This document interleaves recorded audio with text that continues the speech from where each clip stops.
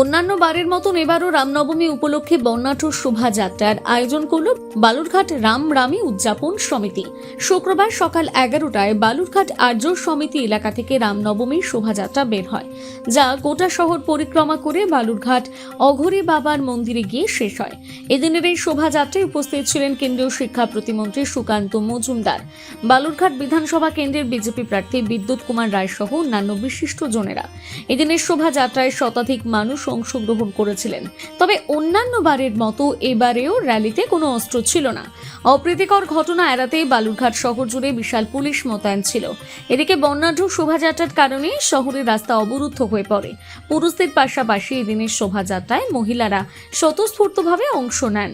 এ বিষয়ে কেন্দ্রীয় শিক্ষা প্রতিমন্ত্রী সুকান্ত মজুমদার জানান, আজকে গতকালের মতোই পশ্চিমবঙ্গের বিভিন্ন প্রান্তে রামনবমী উদযাপিত হচ্ছে এবং আজকে বালুরঘাট শহরে উদযাপিত হলো এবং দক্ষিণ দিনাজপুর জেলার বিভিন্ন জায়গায় বুনিয়াদপুর, গঙ্গারামপুর, তপন, করদহ প্রচুর জায়গায়, কুসুমন্ডি সব জায়গাতে অনুষ্ঠিত হচ্ছে।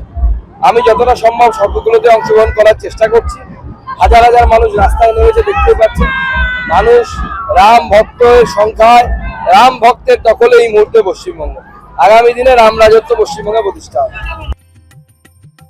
বালুরঘাট থেকে রিপন ভৌমিকের প্রতিবেদন, নিউজ টুডে।